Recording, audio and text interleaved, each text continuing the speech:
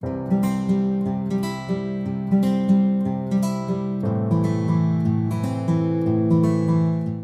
वालेकुम and welcome back to all of you in another video of the Hindu vocab. My name is Sarfaraz और मैं रोजाना की तरह फिर से हाजिर हूँ आपके सामने द हिंदू डेली वोकैब के साथ। So without wasting any single moment let's discuss our today's beautiful words.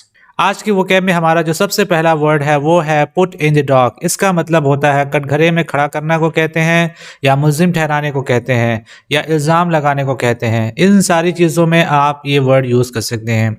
Sentence ये है कि the unemployment issue has put the government in dock, यानी अनएम्प्लॉयमेंट का इशू जो है उसने सरकार को पूरी तरीके से कटघरे में खड़ा कर दिया है, उसको मुल्जिम ठहरा दिया है, उस पर इल्ज़ाम लगा दिया है। इस तरह से आप एक और सेंटेंस देख ले। सेंटेंस ये है कि you should not put him in the dock due to your failure, यानी तुम अपनी नाकामी की वजह से उसको कटघरे में ना खड़ो, उस पर इल्ज़ाम न लगाओ। सिनोनिम्स के तौर पे आप प्रोसिक्यूट यूज़ कर सकते हैं, ब्लेम यूज़ कर सकते हैं, एक्यूज यूज़ कर सकते हैं। आप इनमें से जो चाहें यूज़ कर सकते हैं।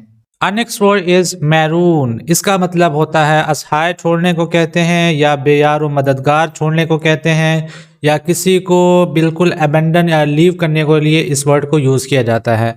आप सेंटेंस देख लें, ये चीज़ आपको सेंटेंस से और ज़्यादा क्लियर हो जाएगी। सेंटेंस ये है कि this house has been marooned long ago, यानी इस घर को बहुत पहले से छोड़ दिया गया है, इस घर को बहुत पहले वीरान हो गया है। इस तरह से आप एक और सेंटेंस देख लें। सेंटेंस ये है कि you should not maroon your parents, यानी तुम्हें अपने पेरेंट्स को बेयार मददगार या असहाय नहीं छोड़ना चाहिए। सिनोनिम्स के तौर पे आप डिजर्ट यूज़ कर सकते हैं, अबेंडन यूज़ कर सकते हैं, लीव यूज़ कर सकते हैं। आप एज पर योर विश आप जो चाहें यूज़ कर सकते हैं, there is no issue. Next word is sop. Sop का मतलब होता है लालच को कहते हैं, या घूस को कहते हैं। आप इनमें से जो चाहें एज पर यू विश आप यूज़ कर सकते हैं, there is no issue.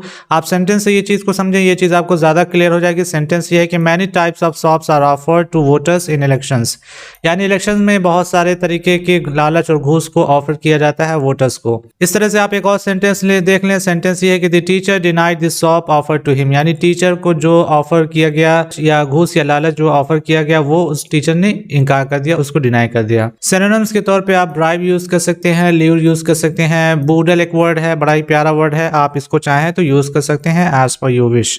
Next word is also a very beautiful word, paint with the same brush. इसका मतलब होता है एक लाठी से हाँकने को कहते हैं, या सबको एक जैसा समझने को कहते हैं।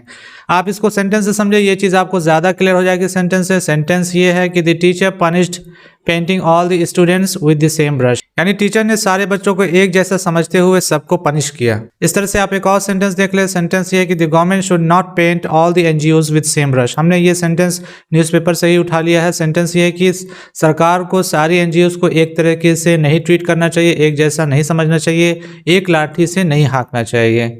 आप सिनोनिम्स के तौर पे आप tar with same brush use कर सकते हैं, देयर इज नो इशू।